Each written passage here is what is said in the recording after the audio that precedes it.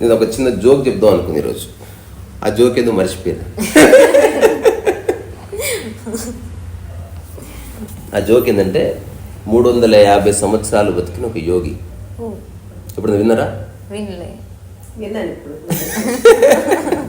అయితే ఆ యోగి ఒక ఊరికి వచ్చిందని తెలిసిందంట.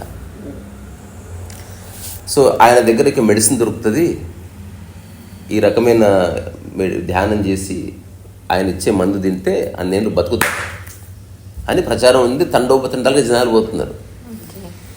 సో ఒకటి డౌట్ వచ్చింది భూబల్లాకి, ఇందులో ఎంతవరకు నిజం ఉంది, అసలు ఎంతవరకు నిజం ఉంది తెలుసుకోవాలి కదా, తప్పేం లేదు కదమ్మా. అట్లా పోయి ఇట్లా అమ్మలాగా నీలాగా ఎవరో తిరుగుతున్నారు బయట, స్వామీజీ శిష్యులు.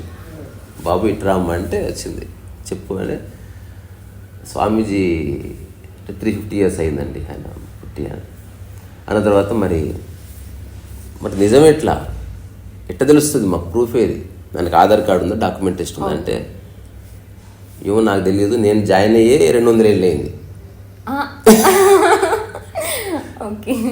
సో నేను జాయిన్ అయ్యి 200 ఏళ్ళు అయింది, మాకు తెలియదు. అట్లా ఎవరు అడిగినా సరే అందరు ఏజ్ పరమైన అబద్ధాలు చెప్తున్నారు. నేను జాయిన్ అయ్యి 201 సంవత్సరాలు అయింది, నేను జాయిన్ అయ్యి 150 సంవత్సరాలు. తద్వారా ఎప్పటికీ మనం నిజం తెలుసుకోలేము.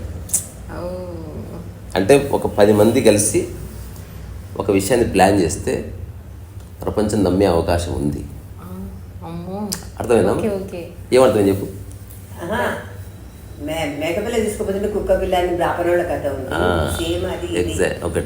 ఒకటే అంటే ఇప్పుడు ప్రాపగండా అంటారు అమ్మ, ఇంగ్లీష్లో ప్రాపగండా. అంటే నమ్మించడం ఒక్కరు కాదు, ఒక సమాజం అంతా అనుకుంటారు నమ్మించాలని.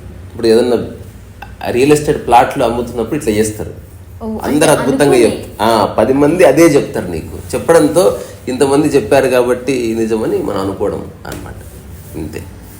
అంటే ఏదన్నా ఒక విషయాన్ని ప్రపంచానికి మొత్తం పరిచయం చేయాలంటే ప్రాపగండ కావాలి. ఇప్పుడు ఎగ్జాంపుల్, స్టేజ్ మీద సినిమా హీరోలు మాట్లాడతారు, సినిమా గురించి గొప్పగా. చిరంజీవిని పిలిస్తే చిరంజీవి మాట్లాడతాడు. అక్కడ ఉన్న వాళ్ళంతా ఎలా మాట్లాడతారంటే ఇక ఆడియన్స్ సినిమా థియేటర్కి వచ్చేయడం, పిలిపియడం ముఖ్య లక్షణం. సినిమా బాగుందా లేదా కాదు.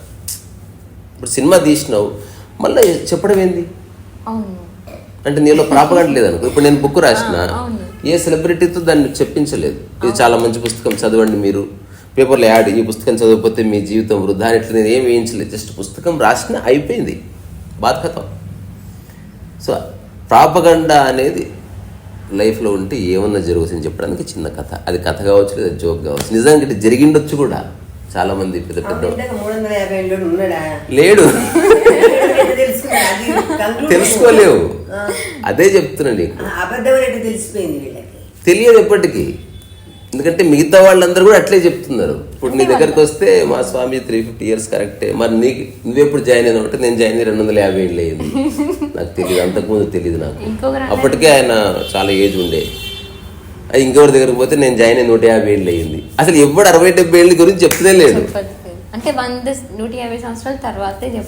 దానివల్ల ఏంది, మెల్లగా మాకు నమ్మకం వస్తుంది. సో ప్రాపగండా అనేది ఇట్లా ఉంటుంది అని చెప్పడానికి కథ, అంతే.